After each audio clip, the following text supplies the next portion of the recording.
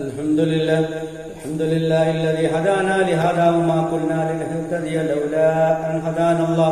أصلي وأسلم على نبينا مصطفى محمد صلى الله عليه وسلم وعلى آله وصحبه أجمعين. أما بعد، أعوذ بالله من الشيطان الرجيم. بسم الله الرحمن الرحيم.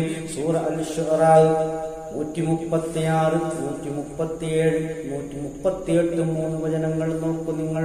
ആദ് ഗോത്രം ഹൂദ് നബി അലൈഹിസ്സലാമിനോട് ധിക്കാരപൂർവമായ മറുപടിയാണ് അവർ പറയുന്നത്. ഖാലു, അവർ പറഞ്ഞു, സവാഉൻ അലൈനാ, ഞങ്ങളുടെ മേൽ സമമാണ്. ഔ അത്ത, നീ ഞങ്ങൾക്ക് സതുപദേശം നൽകുകയാണെങ്കിൽ, അംലം തകുൻ മിനൽ വാഇലീൻ, നീ സതുപദേശം നൽകുന്നവരിൽ പെട്ടവനല്ലെങ്കിലും, നീ സതുപദേശം നൽകിയാലും നൽകിയിട്ടില്ലെങ്കിലും ഞങ്ങൾക്ക് സമമാണ്. ഒരിക്കലും ഞങ്ങളതൊന്നും അംഗീകരിക്കാൻ പോകുന്നില്ല. ഞങ്ങൾ പൂർവികരുടെ പാത എന്താണോ ഞങ്ങൾക്ക് പകർന്നു കിട്ടിയത് അതിലായി ഞങ്ങൾ നിലകൊള്ളും. ഒരിക്കലും ഞങ്ങൾ ഈ പറയുന്ന രൂപത്തിലുള്ള അള്ളാഹുവിങ്കിൽ നിന്നുള്ള സത്യം ഞങ്ങൾ അംഗീകരിക്കുകയില്ല എന്നവർ വിസമ്മതിച്ച് പറയുകയാണ്. ധിക്കാരപൂർവമായ മറുപടിയാണ് അവർ പറഞ്ഞത്.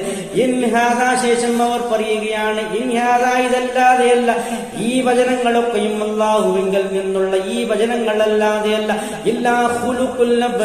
പൂർവീകരുടെ സ്വഭാവമല്ലാതെയല്ല എന്ന് പറഞ്ഞാൽ പൂർവീകരുടെ സമ്പ്രദായമല്ലാതെയല്ല.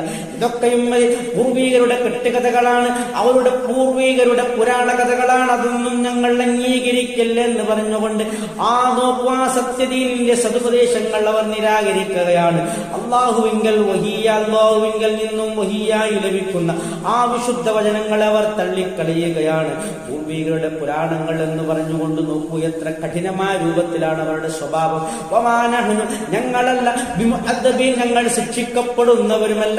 നീ ഞങ്ങൾക്ക് താക്കീത് നൽകുന്നത് പോലെ, ഹൂദേ, നീ ഞങ്ങൾക്ക് താക്കീത് നൽകുന്നത് പോലെ ഞങ്ങൾ ഒരിക്കലും ശിക്ഷിക്കപ്പെടുന്നവരുമല്ല എന്നുള്ള അങ്ങേയറ്റം അതികഠിനമായ ധിക്കാരമാണ് പറഞ്ഞത്. ആ സമയത്താണ് അല്ലാഹു സുബ്ഹാനഹു വ തആല അവരൊന്നടങ്കം പിടികൂടി നശിപ്പിക്കുകയുണ്ടായത്.